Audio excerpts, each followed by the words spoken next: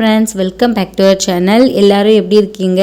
இந்த வீடியோவில் என்ன பார்க்க போகிறோன்னு பார்த்தீங்கன்னா, லாஸ்ட் வீக் அக்கா வந்து பசங்களை கூட்டிகிட்டு சம்மர் ஹாலிடேஸ்க்காக அம்மா வீட்டுக்கு வந்திருந்தாங்க.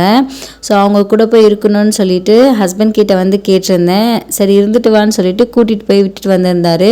2 days நான் போய் இருந்துட்டு வந்தேன். இப்போது ரீசெண்டாக அப்பா அம்மா எங்கே இருக்காங்கன்னு பார்த்தீங்கன்னா, அம்மாவோட நேட்டிவ் பிளேஸில் தான் இருக்காங்க.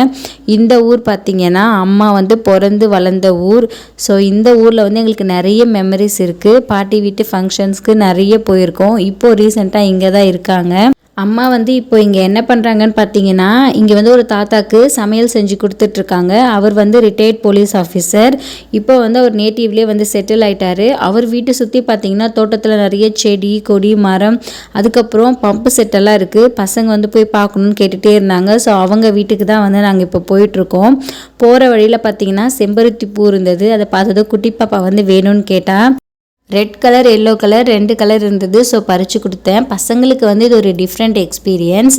இந்த ஊரை நினச்சாலே ஃபஸ்ட்டு ஞாபகத்துக்கு வருது என்னன்னு பார்த்தீங்கன்னா மாங்காய் தான். சுற்றி எங்கே பார்த்தாலும் வந்து மாங்காய் மரம் தான் இருக்கும். இது மாங்காய் சீசன் அப்படின்றதுனால மாங்காய் வந்து காய்ச்சி தொங்கிட்டு இருந்தது. சாதாரண டைம்லேயே விட மாட்டோம். இந்த ப்ரெக்னென்சி டைமில் அது விட மனசே இல்லை. வேணான்னு சொல்ல நான் போய் மாங்காய் வந்து பறிச்சுட்டு வந்துட்டேன். இந்த வீடு தான் பார்த்தீங்கன்னா அந்த தாத்தாவோட வீடு. இந்த வீட்டை சுற்றி நிறைய செடி மரம்லாம் இருக்குது. போயிட்டு கொஞ்ச நேரம் ரிலாக்ஸ் பண்ணிவிட்டு அதுக்கப்புறம் எல்லாத்தையுமே வந்து நாங்கள் பார்த்தோம். போகும்போதே பார்த்தீங்கன்னா டுட்டு பையன் தூங்கிட்டான். ஸோ உள்ளே கூட்டிகிட்டு போய் படுக்க வைக்க சொல்லிட்டாங்க. ஸோ படுக்க வச்சுட்டு பசங்களை வந்து கூட விட்டுட்டு அதுக்கப்புறம் சுற்றி என்னென்ன இருக்குதுன்னு சொல்லிட்டு பார்க்க வந்து போயிட்டோம். வீட்டு பக்கத்துலேயே பார்த்தீங்கன்னா பம்ப் செட் வந்து போட்டு வச்சுருக்காங்க. பெரிய தொட்டியும் வந்து கட்டி வச்சுருக்காங்க. இந்த தொட்டி வந்து ஃபில் ஆனதுக்கப்புறம் தண்ணி வழிஞ்சு போகிற மாதிரி வழி பண்ணியிருக்காங்க. அங்கேருந்து தண்ணி எங்கே போகுதுன்னு பார்த்தீங்கன்னா சுற்றி வச்சுருக்க மரம் செடி எல்லாத்துக்குமே அழகாக வழி பண்ணி விட்டுட்டாங்க. ஸோ இந்த தொட்டி ஃபில் ஆனதுக்கப்புறம் வர தண்ணியே பார்த்தீங்கன்னா இங்கே இருக்கிற மரம் செடி எல்லாத்துக்குமே வந்து தண்ணி பாய்ச்சி விட்டுருது. இதுக்குன்னு தனியாக வந்து தண்ணி பாய்ச்ச வேண்டிய வேலையே இல்லை. அழகாக வந்து செட் பண்ணியிருந்தாங்க. பார்க்கவே அவ்வளோ அழகாக இருந்தது. எனக்கு வந்து பார்த்தீங்கன்னா சின்ன வயசுலேருந்தே தண்ணினா கொஞ்சம் பயம். தண்ணி கொஞ்சம் அதிகமாக இருந்தாலே அது கிட்டவே அந்த அளவுக்கு நான் போக மாட்டேன். ஸோ தொட்டிக்கு வெளியில இருந்தே நான் பார்த்துட்டு இருந்தேன். பசங்க மட்டும் தண்ணியில் இறங்கி கொஞ்ச நேரம் விளையாடிட்டு இருந்தாங்க. அந்த கிளிப்பிங்ஸ்லாம் வந்து நான் ஆட் பண்ணலை. இந்த ஊரை சுற்றி பார்த்தீங்கன்னா நிறைய மலை இருக்கும். அதே மாதிரி இந்த ஊர் வந்து 2ஆக ஸ்ப்ளிட் பண்ணி வச்சுருப்பாங்க. ஊருக்கு உள்ளே ஊருக்கு வெளியேன்னு சொல்லிட்டு. ஊருக்கு உள்ளே பார்த்தீங்கன்னா எல்லா இடத்துலையும் இருக்கிற மாதிரி வீடு கோவில் ஸ்கூலு இது மாதிரி எல்லாமே இருக்கும். ஊருக்கு வெளியில் பார்த்தீங்கன்னா தோட்டம் பம்பு செட்டு வயல்வெளி சின்னதாக வீடு இந்த மாதிரி இருக்கும். ரொம்ப டிஸ்டன்ஸில் தான் பார்த்தீங்கன்னா வீடுங்களே இருக்கும். இந்த தொட்டி பக்கத்தில் பார்த்தீங்கன்னா தூதுவளை செடி வந்து இருந்தது. இந்த தூதுவளை செடி பக்கத்தில் வந்து செம்பருத்தி செடி வந்து இருந்தது. இது வந்து அடுக்கு செம்பருத்தியா இல்லைன்னா நாட்டு செம்பருத்தியான்னு எனக்கு தெரியல. அரும்பு மட்டும்தான் இருந்தது. அது பக்கத்துலேயே பார்த்தீங்கன்னா புங்க மரம் வேப்ப மரம் இது எல்லாமே இருந்தது. இந்த மரம் வந்து இங்கே நிறையவே இருந்தது. அது பக்கத்துலேயே பார்த்தீங்கன்னா கைத்துக்கட்டில் வந்து போட்டிருந்தாங்க. இந்த மாதிரி ஒரு அட்மாஸ்பியரில் கைத்துக்கட்டில் போட்டு ரிலாக்ஸ் பண்ணுறதுன்னு பார்த்தீங்கன்னா ஒரு ஹெவன்னு தான் சொல்லணும். இங்கே வந்து கொஞ்ச நேரம் நாங்கள் ரிலாக்ஸ் பண்ணிகிட்டு இருந்தோம். அதுக்கப்புறம் என்னென்ன மரம்லாம் இருக்குதுன்னு சொல்லி பார்க்க வந்து போயிட்டோம்.